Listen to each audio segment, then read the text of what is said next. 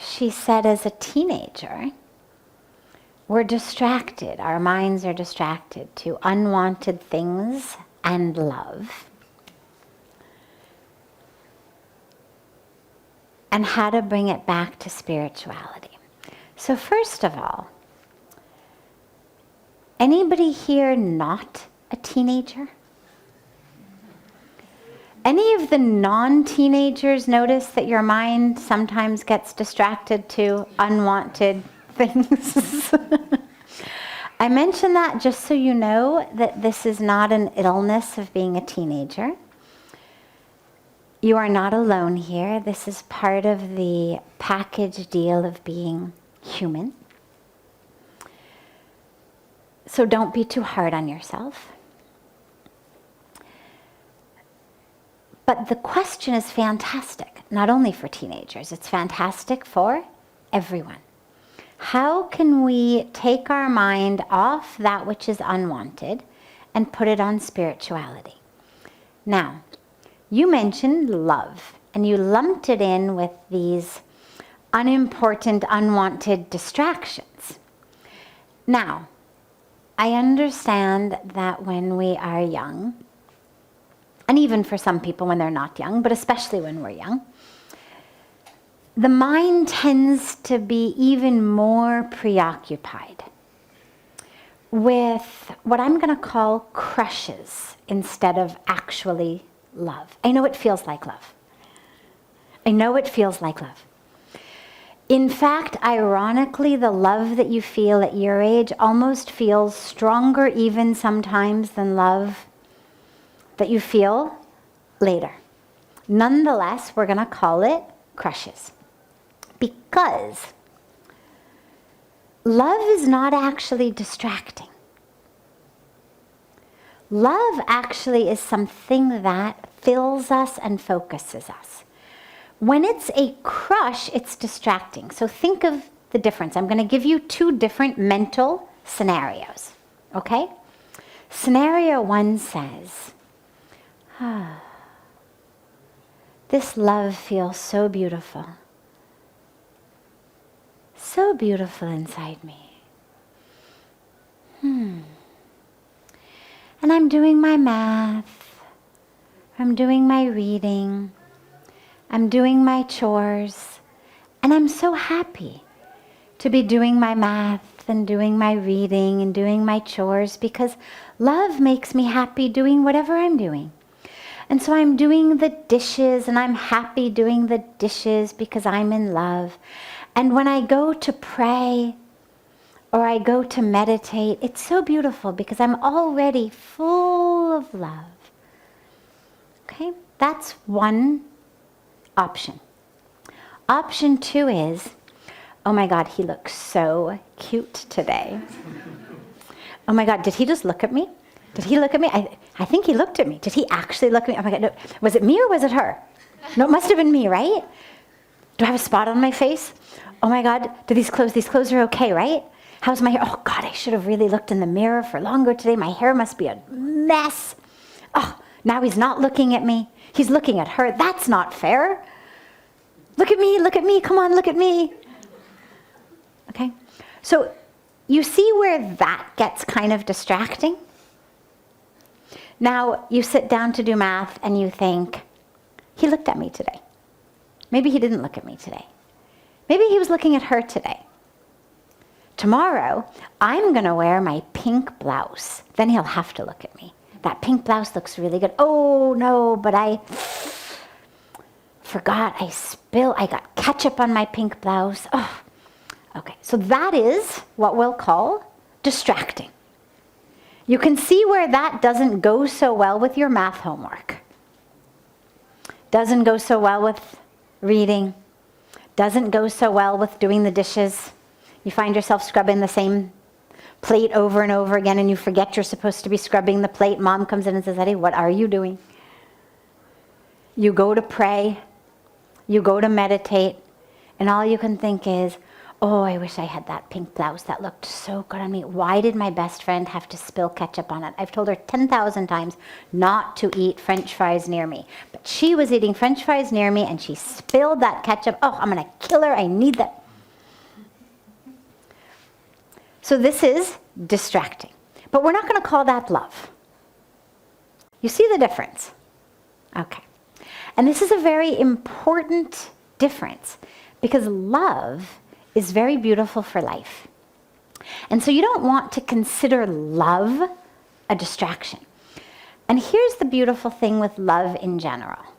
And I know that this may not be your experience at this age, but don't worry, because as you grow and as you get deeper, especially spiritually, what you'll find is love doesn't actually need an object to love. You can just feel love. You can look at a sunset and feel love. You can look at a flower and feel love. You can close your eyes and feel the sun on you, feel the wind on you, and feel love. That's the love that we actually are looking to cultivate. That's the love that enables us to move through our world much more anchored, much more grounded, as deeply, not just spiritual people, but fulfilled people, joyous people, peaceful people. That is not a distraction. The, oh my God, my pink blouse has ketchup on it, is a distraction.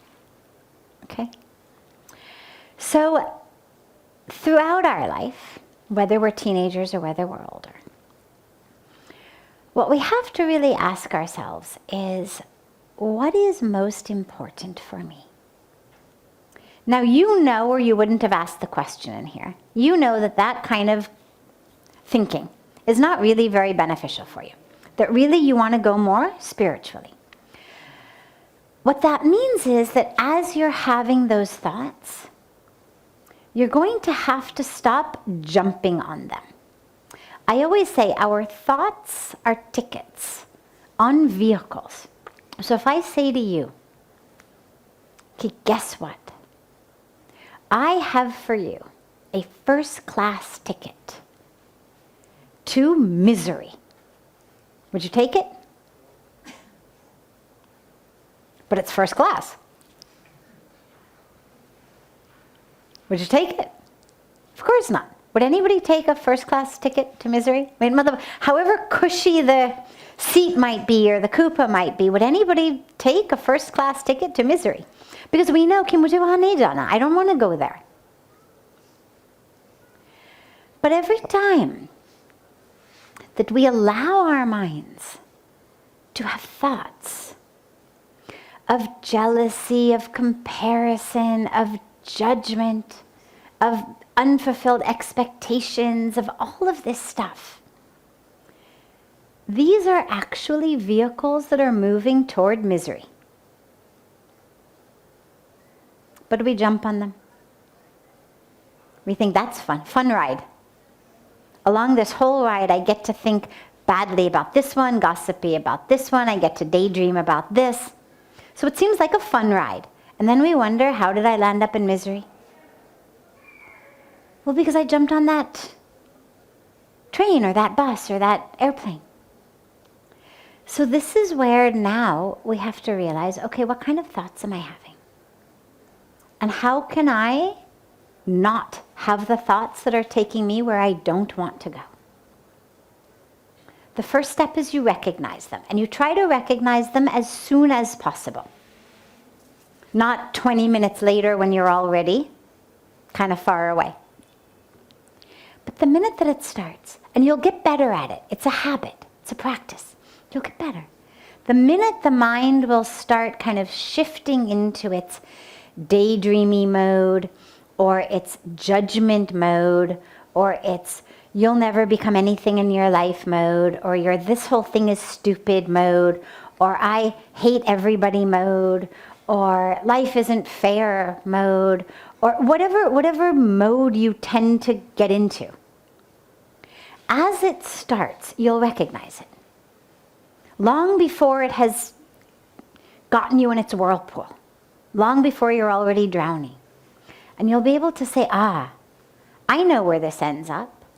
I've gotten in this car before. I've gotten on that train before. I always end up miserable.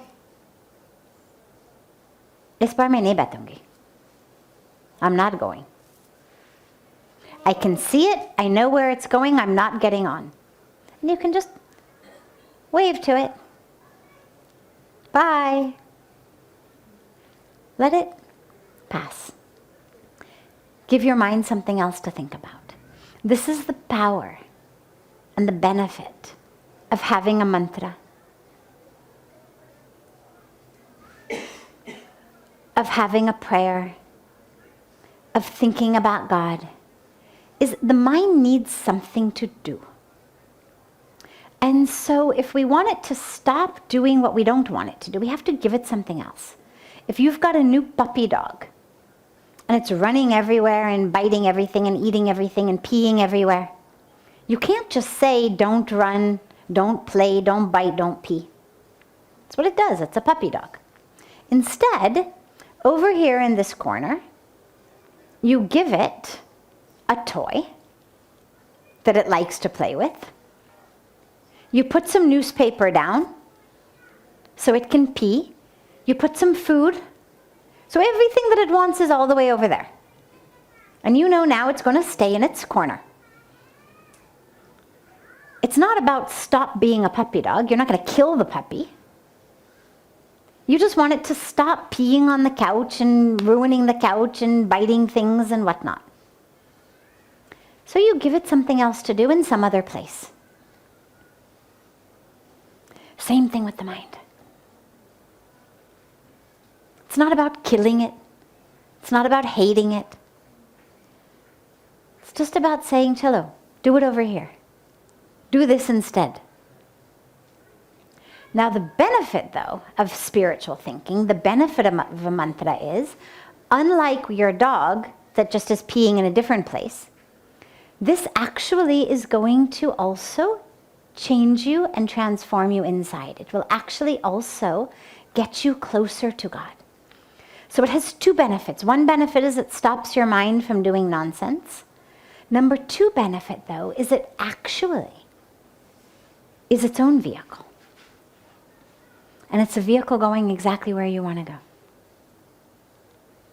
So you jump in that instead of the other ones. So whenever something starts, you get that mantra going. But even better is you get the mantra going enough all the time that apne aap it starts. And then slowly, slowly you'll find that the mind doesn't even wander. Because it's doing the mantra.